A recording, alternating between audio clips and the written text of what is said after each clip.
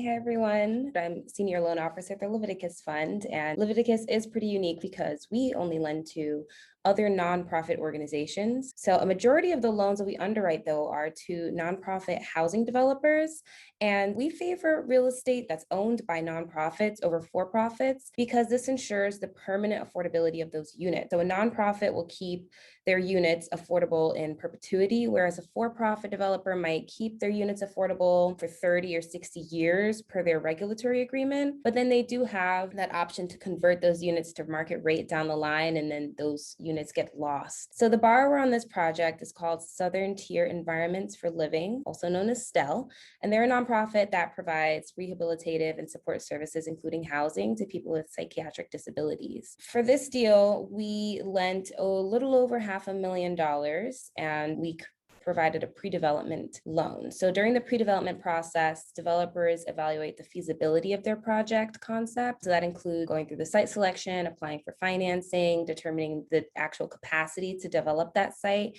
and own and operating the housing. This project had a total development cost of $27.5 million.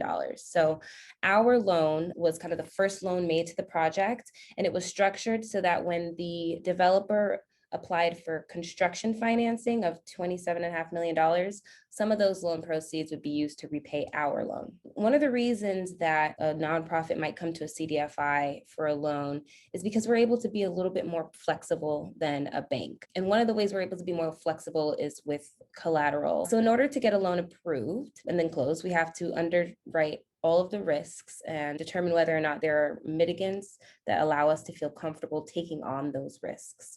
So there are a couple major sections in our credit memo that help us assess those risks. We start with doing an analysis on the borrower themselves. So analyzing their mission to make sure that the population that they're serving is one that fits within our mission to serve people that are low income or marginalized. And so because STEL is working with people with psychiatric disabilities, that does fall within our mission. We're also going to look at whether or not the organization has completed similar projects, if they have the experience, so that we know that they're able to get this done. They've done it before.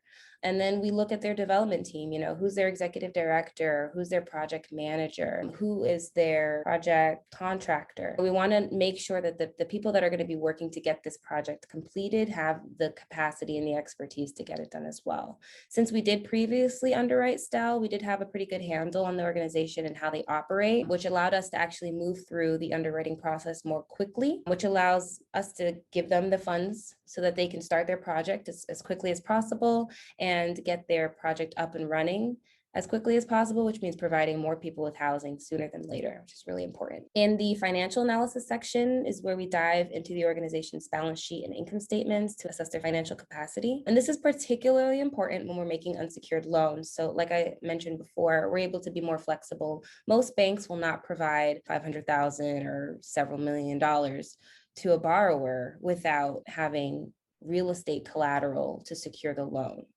So when there's no collateral to secure the loan, we rely heavily on our borrower's ability to repay the loan from their own resources in case something goes wrong with our primary source of repayment. So as I mentioned earlier, our loan is going to be repaid with construction financing.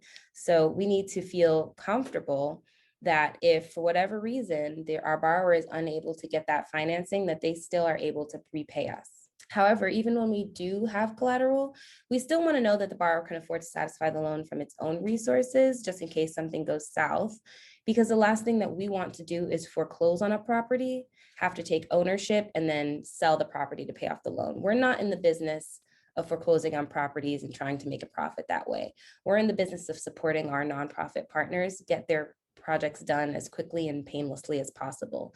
So we're always going to work with the borrower to find a way to keep them from defaulting on the loan if something goes wrong, instead of just moving straight to default. With housing deals, particularly affordable housing deals, there's typically more than one source of funds coming in that allows a project to get done. So a typical capital stack for affordable housing project has a bank lending a majority of the funds, then maybe low-income housing tax credit providing equity to the deal. There may be some federal, state, or municipal agencies that are providing subsidies, or grant to the deal. And sometimes, even with the construction loans, with the bank and the subsidies and the tax credit equities, there's still a gap of funding that they need in order to get the project to the next phase. And they might call on another CDFI to fill that gap because the bank says, we've reached our limit, we can only lend this much.